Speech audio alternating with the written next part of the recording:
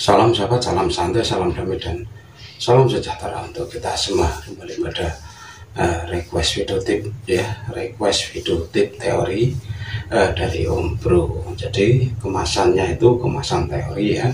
Nanti sahabat semua praktekkan untuk ulasan dari Om Bro. Nah, untuk request dari sahabat pencinta jam talk yaitu tentang merubah pola extra coding pada jejak hijau untuk kegacoran. Jadi bagaimana cara kita merubah extra coding untuk kegacoran pada jejak hijau? Nah, jadi seperti ini. Awalnya itu ada yang bercerita ya, bercerita dengan Om Bro ya, tentang beli jejak hijau itu gacor gitu. Terus dipelihara itu 1 minggu nggak bunyi, sampai 2 minggu. Terus ditanyakan pada pemilik lama, katanya adaptasi dan yang lainnya. Terus ditunggu sampai 3 minggu, ternyata burungnya itu bunyi tapi tidak gacor, tidak seperti yang dikatakan oleh pemilik lama itu ya. Jadi mungkin belinya lewat media, mungkin ya lewat lapak-lapak itu. Jadi main percaya saja gitu, tanpa PCB, intinya beli, tak taunya burungnya tidak gacor. Nah, jadi untuk pengertian seperti ini ya, untuk sobatku semua, itu memang masa adaptasi ya. Masa adaptasi pada jejak hijau itu ya ada yang ada yang cepat, ada yang lamban gitu. Karena pada jejak hijau itu, semisal di rumah itu sudah ada burung gacor ya, seperti halnya burung kenari, burung jala, itu memang memerlukan adaptasi yang agak-agak lama. Mungkin apabila sahabat semua itu punya jejak hijau ya, jejak hijau baru, dari pemilik lama gacor, terus di tempat kita tidak gacor, kita bisa menjauhkan burung-burung gacor yang sudah ada di rumah. Terus jejak hijau itu kita kasih jarak agak berjauhan gitu ya. Bagi contoh, jejak hijaunya itu di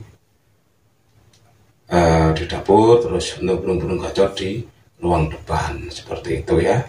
Karena pada teritori atau yang biasa disebut dengan adaptasi itu, apabila punya kita gacor ya, punya kita maksudnya itu yang sudah dipelihara kita itu gacor-gacor, ada pendatang dan pendatang itu gacornya juga belum terlalu gacor, dia akan kalah. Beda kalau yang gacor-gacor punya kita dulu itu kita jual, mungkin yang baru akan gacor gitu ya. Nah, terus kita kembali ke topik kita ya, tentang bagaimana merubah pola extra coding ya, pola setting extra coding pada jejak hijau untuk kegacoran. Jadi seperti ini. Semisal dari pemilik lama itu setnya pagi 3 sore 3, di pemilik lama gacor. Terus kita terapkan atau kita aplikasikan ke kita ya, ke kita maksudnya ke pemilik baru, tetapi settingan itu tidak gacor. Cobalah Anda menambah dari 3 menjadi 4. Dengan penambahan itu, jejak hijau itu akan naik dari segi emosi dan birahi.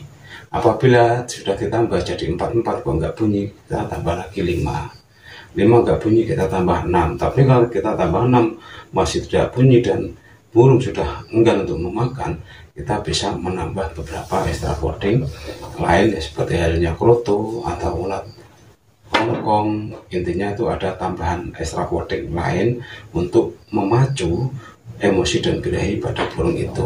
Terus yang kedua, jadi untuk menggacorkan kembali jejak hijau itu tidak hanya mengganti pola pemberian extra codingnya, tetapi dari segi rawatan kita rubah. Semisal burung itu belum pernah di sauna, ya kita sauna, karena sauna itu fungsinya itu ya untuk menaikkan emosi dan birahi dengan cepat ya. Coba di sauna, terus kita perlakukan embun pagi, terus kita perlakukan mandi di umbaran atau di karamba. Nah, jadi kita merubah semua ya, merubah dari segi pemberian extra coding, merubah apa itu yang namanya pemberian